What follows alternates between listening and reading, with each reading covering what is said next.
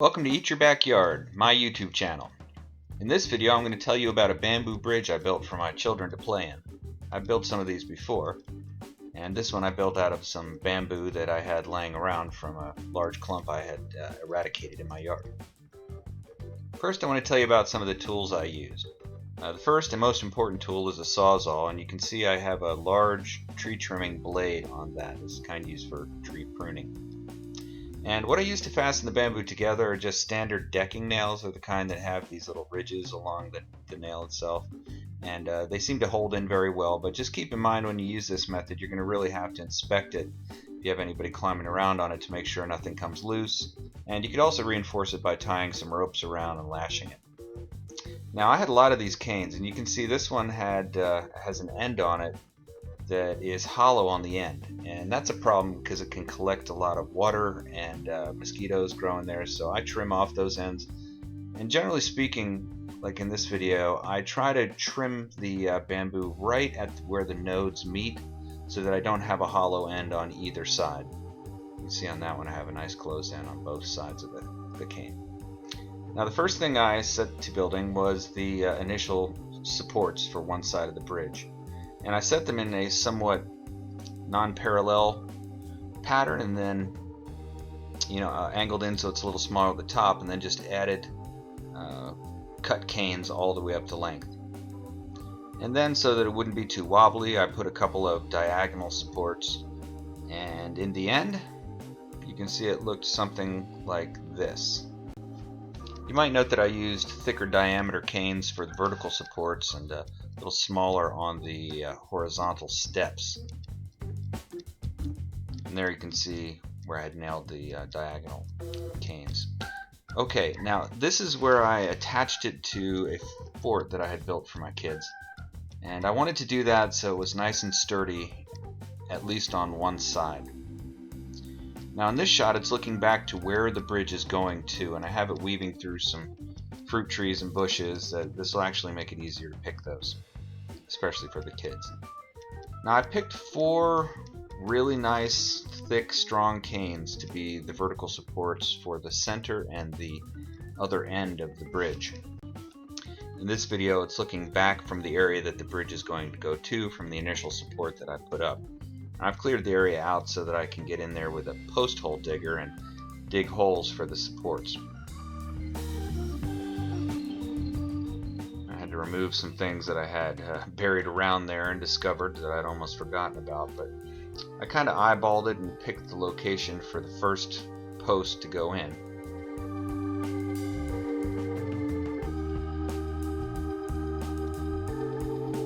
It's interesting, you can see when I get down through the different strata of the soil I reach a very white sandy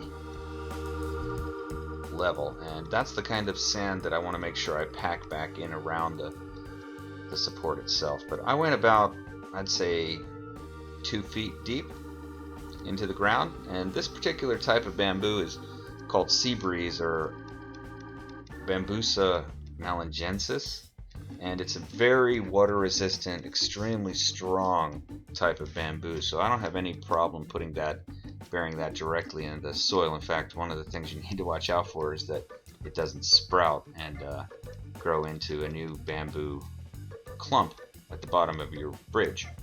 At least where I live, you have to watch out for that.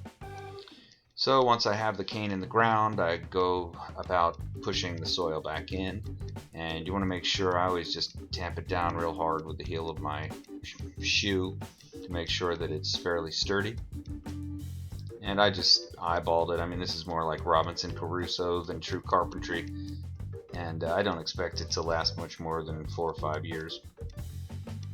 Now once I have those initial 2 supports up, I just got a piece of old rope and fastened it to the first supports that I put up and ran it down to the others I just dug the holes for. And I tied the rope to that, and that way when I put up the supports in the center of the bridge, I can make sure that I'm lined up between the 2, because I didn't want that to be off. And there's a shot from the one pole I sank back to the other supports. Now I can set about the work of sinking the middle supports. You can see I dug these holes really fast. No, actually I just sped up the video, but anyhow, I'm putting a support on either side of the bridge. Same process.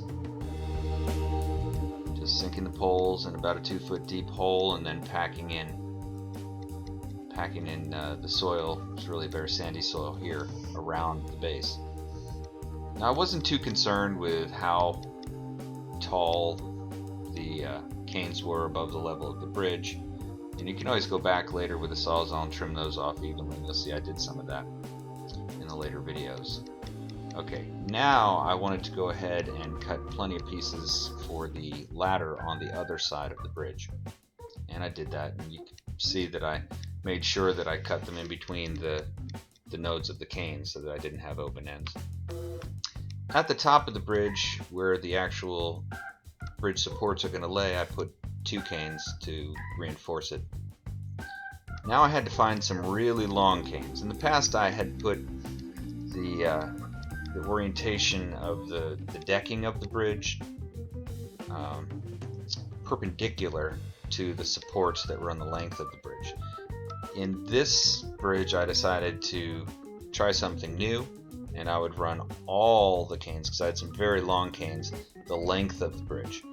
This presents some problems with the kind of bamboo I had because it's very irregular and curved, as you can see in this video, but I addressed that by lashing some shorter pieces underneath, and it doesn't have to be perfect. Like I said, it's more of a Robinson Crusoe thing, and it's certainly just a fun project.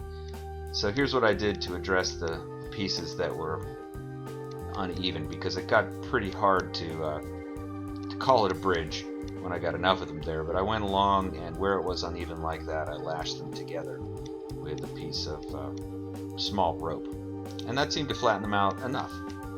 You can see here what it looked like.